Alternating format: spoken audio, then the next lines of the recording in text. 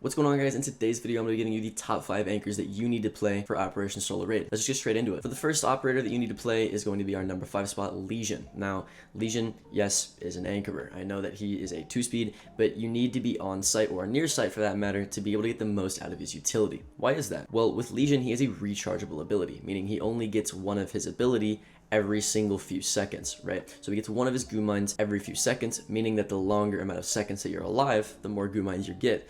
And if you're on site, you'll probably stay alive longer, meaning that Lesion is best played on site to get the most amount of Lesion mines possible. Also, if you have Lesion mines near the site and people step on them, you get information whenever they step on the Lesion mines, right? Because you get a sound cue. Whenever someone steps on the Lesion mine and they're on attack, it makes a very loud sound. And it also makes it to where they're slowed down and they can't use certain abilities or actions or sprint for that matter whenever they have a Lesion mine inside of them. This is great for gunfights. So if you're a Lesion player and somebody hits a Lesion mine near you, you can immediately swing them and get a free gunfight with them because they can't run away, they can't use certain abilities, and you have information on them, whereas they don't know where you are, meaning you already have an advantage in the gunfight. So the amount of information that he provides is insane, given that he has probably like 7 Lesion mines, I think it is, and you can put them in a multitude of different areas, uncommon attacker walk-ins, staircases, doors, windows, walls, anything really that attackers commonly will walk through to be able to get information out of. As Lesion, what I would recommend doing is I would put mines on each of the staircases near the site, and then sit in sight and use the Lesion mines on the doors into the objective as the round progresses, so that when the attackers come through the stairs, all of the Lesion mines on the stairs are used up and you still have all the Lesion mines in sight waiting for them to be able to come in. Now, these are the Lesion mines that you would swing off of to be able to get freer gunfights that your teammates can also use. Legion's extremely easy to play, as all you do is you throw a mine down in a common attacker area. You have an easy to control SMG. He doesn't really have any other utility that you need to set up, and his skill ceiling is pretty low, as is the difficulty to be able to play this operator. Not only is his gun very easy to use, but it's also very good. It has no recoil and a lot of ammo, so I definitely recommend you pick up Lesion. Now, the reason that information is so important in this meta, and the reason that he's one of the top 5 anchors right now, is because we're in a gun skill meta. I've talked about this plenty of times, but if you're new to the channel, I'll explain. A gun skill meta means that the meta right now is very fast-paced. People are getting into gunfights more often and faster in the round than people were. Long ago, years ago, when it was a utility plant meta, people were getting down to the last 30 seconds of the round every single round and planting the bomb, using smokes, using maestro cams, using echo cams, and it was mainly a utility meta to be able to counter plants or to get the plants down. Now, plants are going down maybe 2 out of 10 rounds, meaning that what actually secures rounds is people just killing the other team. So that inherently means that we're in a gunfight meta. Why does this tie into Lesion?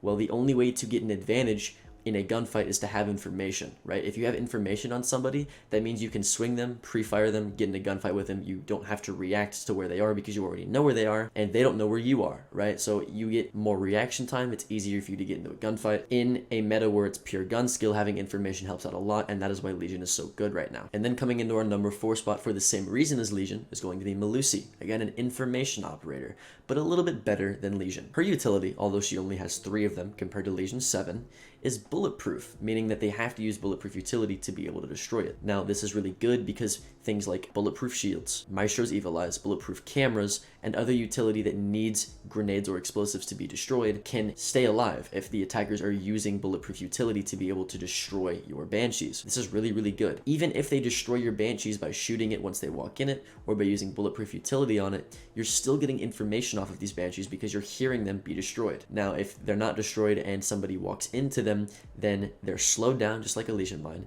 You give a bunch of information, and because they're slowed down and they can't sprint, they can't use certain actions, you're able to get a freer gunfight with them. Again, it's literally just Lesion, but a little bit better. Now, if you don't know, yes, they did make her a 1-speed 3 armor this season. I don't necessarily consider this a nerf. If anything, I honestly consider this a buff, and I'll tell you why. If you don't know, if you go on one side of a map and you run all the way to the other side of the map as a 3-speed, you'll only beat a 3 armor by like a second or 2.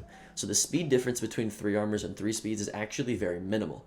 Now, you only need to be a 3-speed if you're a roamer because it helps you escape the roam clear a lot quicker and efficiently and more silently, right? But if you're on site, there's no reason for you to have speed. You're just sitting still. So taking the extra armor is really good.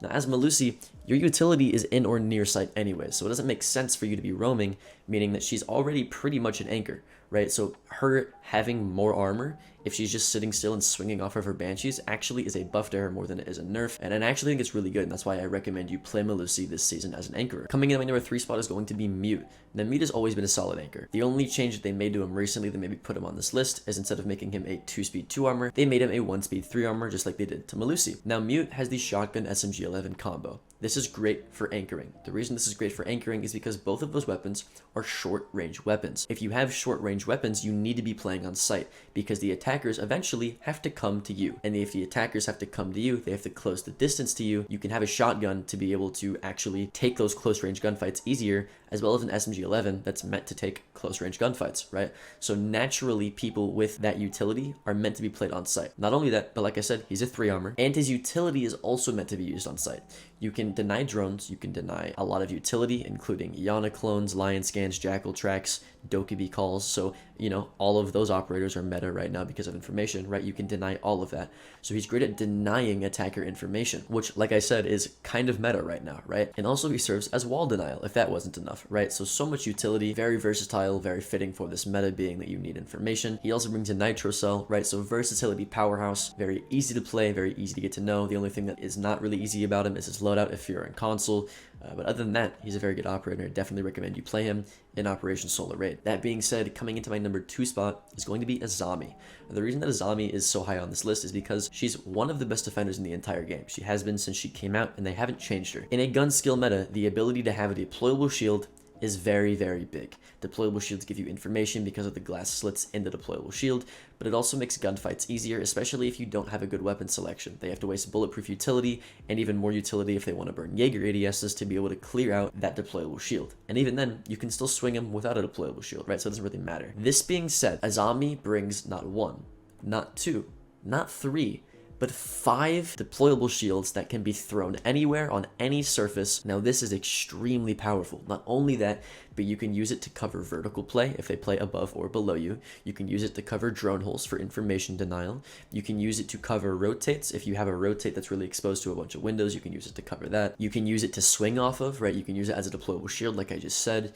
You can use it to cover breaches. You can use it to cover windows, doorways, anything of that nature, right? So Azami is very versatile, very powerful, great for using gunfights, and her utility is very easy to use with an extremely high skill ceiling. There's so much potential with Azami with what you can do. You can be very creative with her, and that's why she's just naturally a good operator. Now, the reason that she's in the top 5 for this season specifically is because, like I said, we're in a gun skill meta, and if you can shut down a high-paced attacker rush with deployable shields, not only that, but 5 of them that you can throw anywhere, that's really powerful.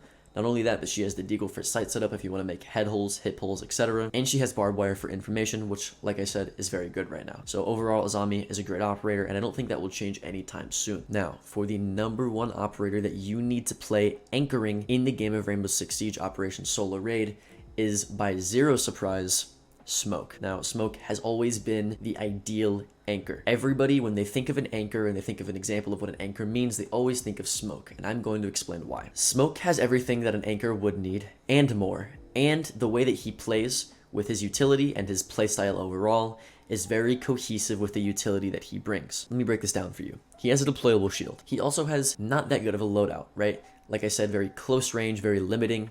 You have to anchor with his loadout to be able to get any useful effectiveness out of him. Now, having a deployable shield with an SMG-11 combo is really good because it gives you an upper edge in a gunfight that you kind of need because of your shitty loadout selection, right? I'm by no means saying that the SMG-11 or the shotgun for that matter are bad. I'm just saying that their range is kind of bad and it's very limiting to what gunfights that you can take. That being said, the deployable shield helps out with this.